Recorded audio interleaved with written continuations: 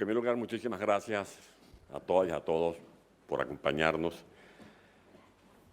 en un evento que tiene mucha significación para los venezolanos, muy especialmente para mí, para mi esposa Milce, mis hijas, mis nietos, porque todos han hecho posible que en familia se pueda elaborar este libro.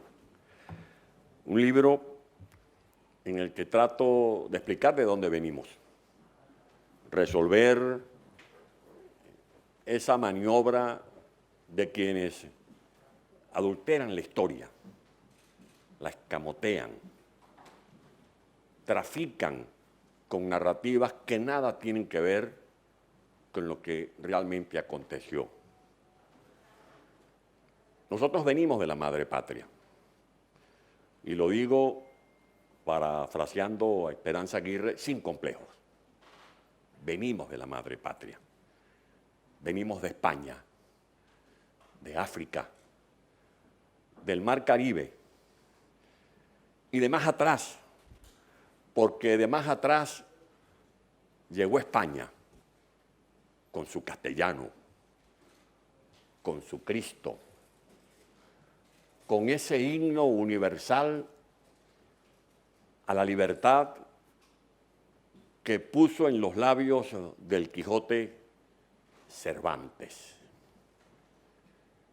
Esa hispanidad no vamos a permitir que se desfigure. Desde el descubrimiento de Colón en 1498 en Venezuela, hasta la Carta de Jamaica, o el Manifiesto de Cartagena que escribió Bolívar el 15 de diciembre de 1812, son 314 años de hispanidad. Y eso no se puede borrar como pretenden estos populistas que quieren esconder entre tiniebla la verdadera historia.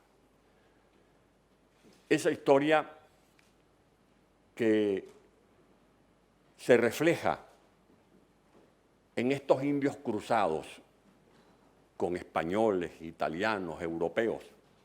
Digo indios ponderando la expresión banal con que nos calificó el presidente de Argentina, Alberto Fernández. Y así tenemos indios como Octavio Paz y su Piedra de Sol, ese indio que salió de Brasil, Joaquín Machado de Asís, con sus posturas o sus memorias póstumas, mejor dicho, sobre Blas. Ese indio que salió de Colombia, Gabriel García Márquez, con sus 100 años de soledad, o el maestro Gallegos de mi país, con Doña Bárbara, o el padre de Miguel Enrique, Miguel Otero Silva, con la histórica novela de Casas Muertas, o don Mario Vargas Llosa, con su Casa Verde, o el sublime poema 15 de Neruda desde Chile, o otro indio, navegado desde Europa a Argentina, como Jorge Luis Borges, con sus ficciones, y uno que viene al pelo hoy, que es ese poeta, ese hombre con pecho de canto, con labios de versos, José Martí, que dijo una vez, lección que hoy está vigente, que cuando alguien ve cometer un crimen con calma y no hace nada, termina siendo culpable. Por eso hoy pido a diputadas como Valentina Martínez Ferro, a nuestros eurodiputados como Leopoldo López Gil, que hagan tronar la voz de protesta en el Parlamento español y en el Parlamento europeo, porque la causa de Cuba es la causa de todas las mujeres y los hombres de la libertad de nuestro mundo.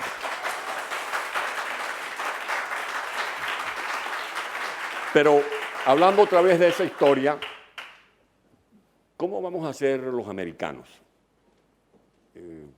¿Vamos a cambiar el nombre de América porque renegamos de Américo Vespucio? será el continente castrista en vez del continente americano. ¿Cómo van a ser los colombianos, presidente Pastrana? Si Colombia viene de Colón, ¿se va a llamar República de Marulanda?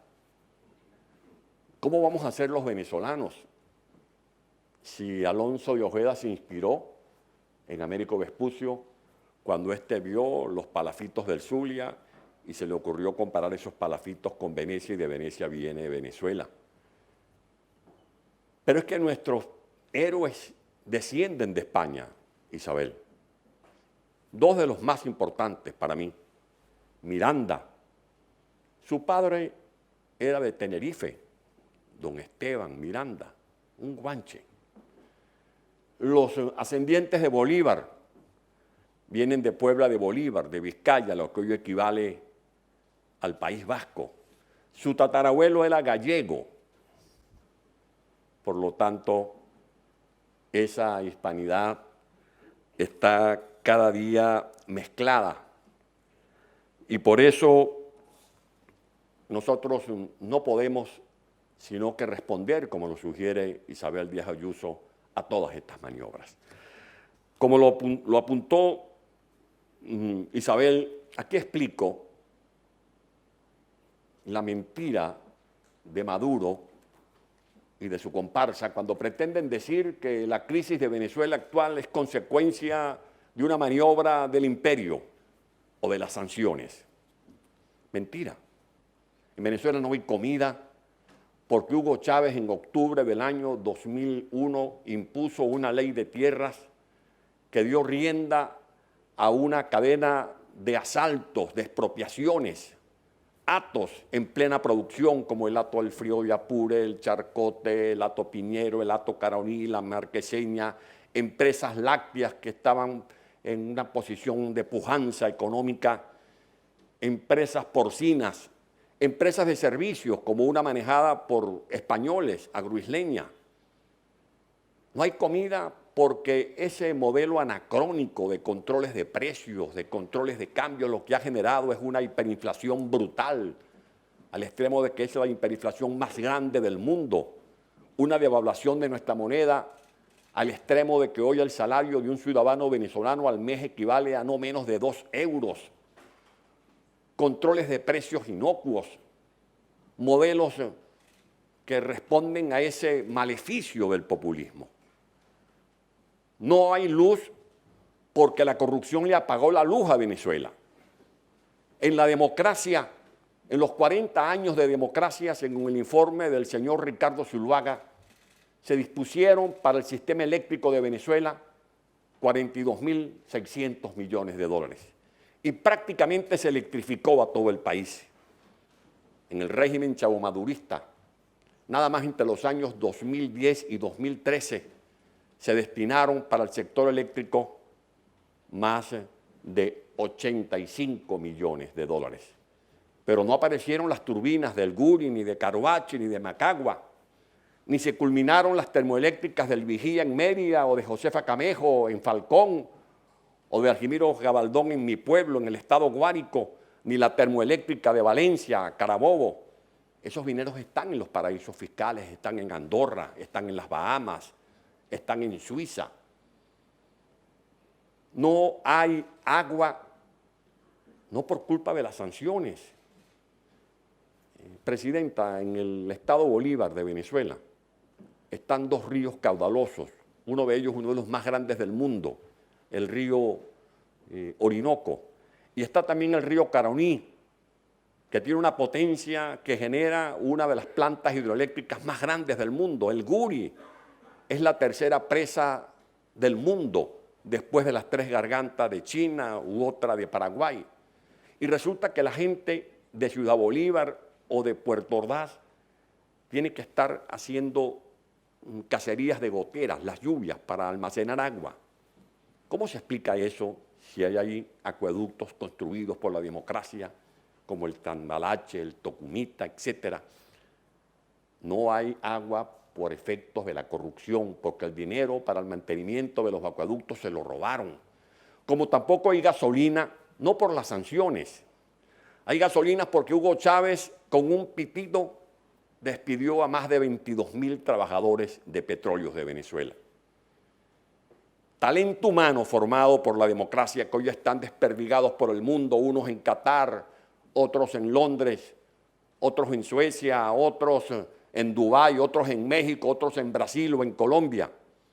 No hay gasolina porque un país como Venezuela, que tiene 22 refinerías, 16 en muchas partes del mundo que fueron rematadas por esta falsa revolución, refinerías, por ejemplo, en Suecia, en Inglaterra, en Alemania, transacciones que se hicieron de manera exitosa en la gestión en que este ilustre visitante de hoy con nosotros, Humberto Calderón Berti, era ministro de Energía y de Petróleo y presidente de Belopet. Tenemos 6 refinerías dentro de Venezuela, una de ellas, la de Amuay, la segunda más grande del mundo después de la India, y resulta que no tenemos petróleo o no tenemos gasolina, porque hoy nuestra empresa PDVSA, que llegó a ser la transnacional petrolera número 2 en el mundo, está reducida a una empresa chatarra, porque la convirtieron en un casino financiero para traficar con dólares preferenciales en combinación con un banco central que ha sido devaluado porque lo contaminó la politiquería que ha hecho de la economía venezolana una de las economías en ruina, una caída brutal de más de 80 puntos del Producto Interno Bruto. No hay salud porque la corrupción mata. Que lo sepan aquí quienes todavía se atreven a defender este esperpento que martiriza al pueblo de Venezuela.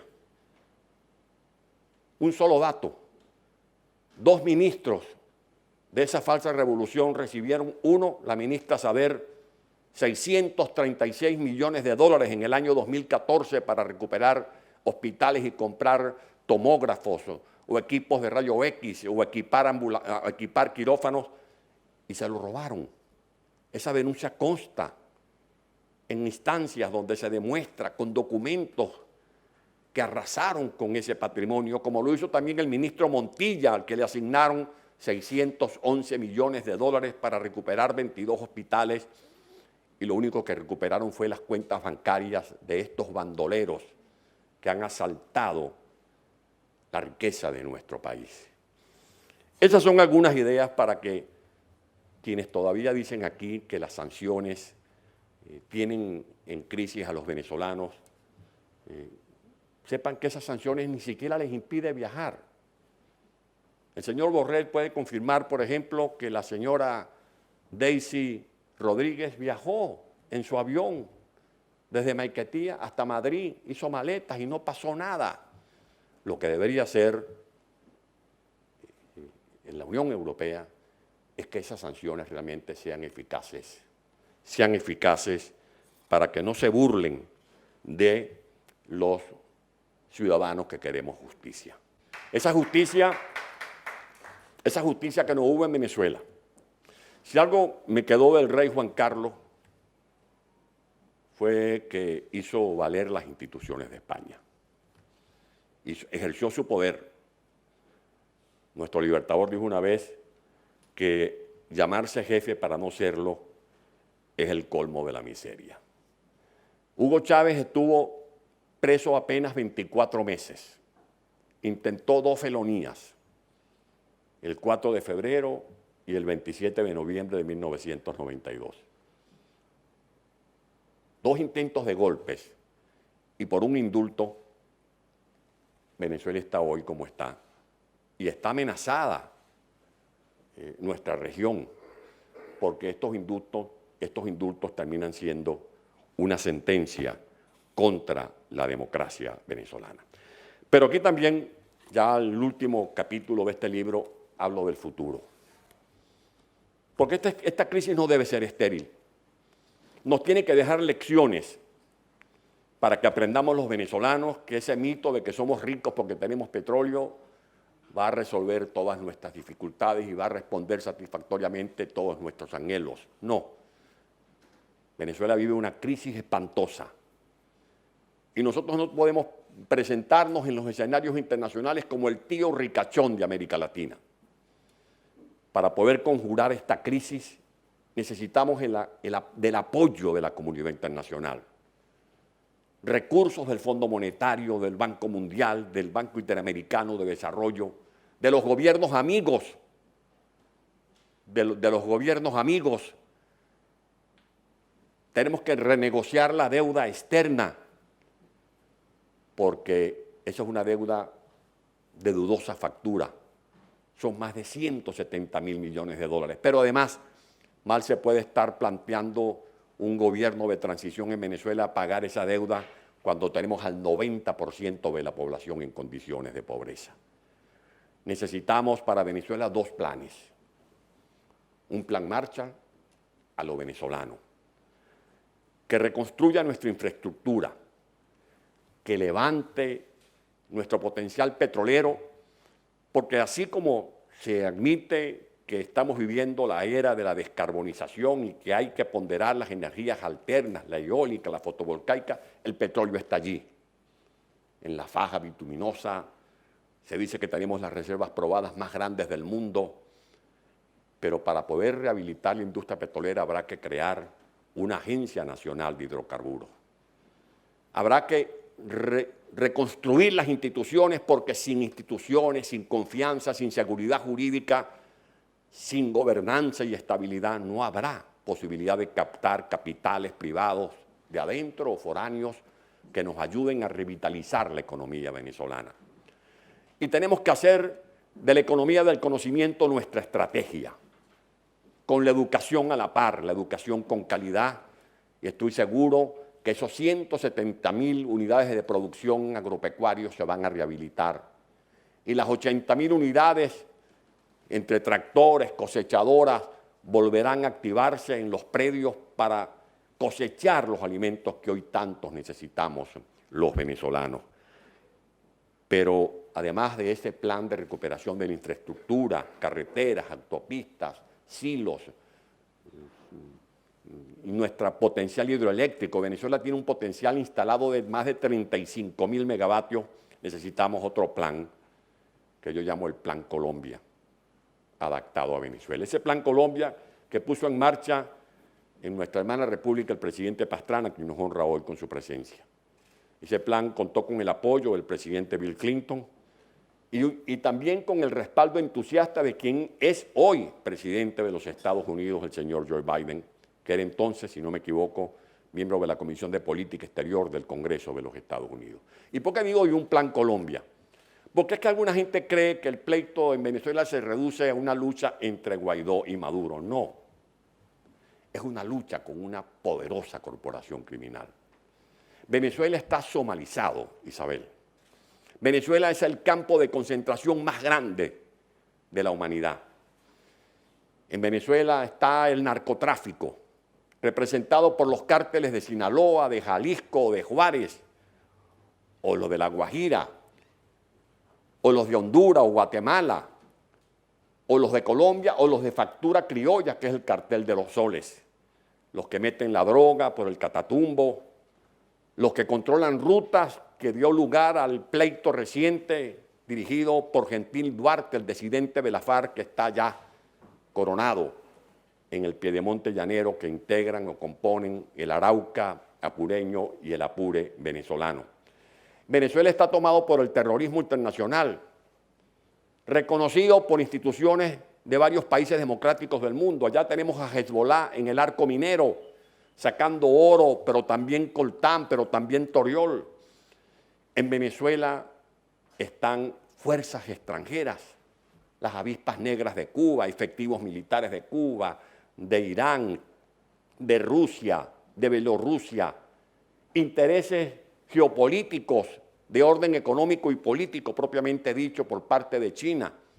En Venezuela operan más de 18.000 bandas delincuenciales, entre ellas las megabandas como esta del Coqui, que es noticia en ABC o en El Mundo o en El País o en El Independiente o en OK Noticias. En cualquier medio de comunicación se habla de Venezuela ya no de su petróleo ni de las proezas de sus libertadores, sino de estas bandas delincuenciales que controlan parte del territorio nacional.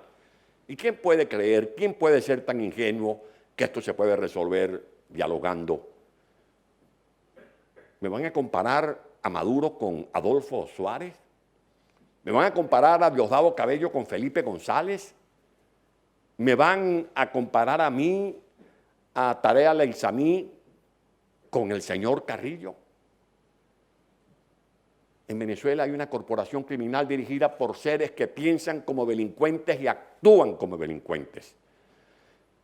Y si el mundo libre no nos ayuda a desatar estas camisas de fuerza que tienen secuestrado al pueblo de Venezuela, pues bien, las consecuencias no serán solo para nosotros que ya hemos experimentado tantas penurias y martirios, sino para la comunidad internacional. Yo veo el futuro de Venezuela en 3 pilares: reconstrucción, con los planes que he hecho referencia; rehabilitar las instituciones para que funcione el imperio de la ley; y una reconversión ética y política, porque la corrupción está haciendo metástasis. Es verdad que tenemos talento humano para recuperar a Venezuela, en medio de contradicciones, querida Isabel. Un reciente informe que evaluó a 5.500 universidades del mundo colocan, por ejemplo, a 2 universidades de Singapur, que no llega a 800 kilómetros cuadrados, dentro de las primeras 20 universidades del mundo. Venezuela, que a diferencia de Singapur, que no tenía ni agua potable, tiene más de 1 millón de kilómetros cuadrados: petróleo, diamante, oro, bauxita, carbón, aluminio, hierro. Pero nuestra universidad, producto de esta crisis, la más importante, el alma mater, la UCB, está en el puesto 801. Pero la paradoja es que el Instituto de Educación Superior en primer lugar del mundo es el de Massachusetts, el tecnológico de Massachusetts. ¿Y sabes quién es el director de ese instituto? Un venezolano, Rafael Rey. Porque nuestro talento humano está desperdigado por el mundo. Y por eso aquí tiene que haber, emulando a Páez, un vuelvan caras para reconstruir a Venezuela. Ya para finalizar, muchas gracias, Isabel. A ti te veo, como dijo Miguel Ángel Rodríguez, creo que es un colaborador muy cercano tuyo. Vimos el programa Mix y yo de Bertín Osborne y me encantó eso que dijo Miguel Ángel Rodríguez, que eres auténtica. Pero no solo en la estética. No se trata de que te cambien la estética, no. Es que eres auténtica en los valores, en los principios. No has perdido el equilibrio,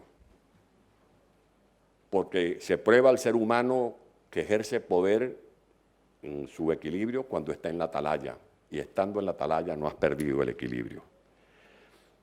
Tienes astucia política, porque sabes adelantarte a los acontecimientos. No esperas simplemente para reaccionar.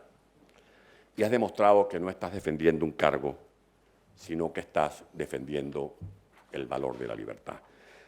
Yo quería dejarte esta hojita que ya para lo que decidí escribir la noche, lo voy a escribir por contener las emociones, porque estoy emocionado, que dice así: Isabel, España es hoy el centro de las más altas y a la par más riesgosas probabilidades del mundo. La democracia ha de asumir compromisos históricos reales para superar sus propios límites o las ideas delirantes del odio social.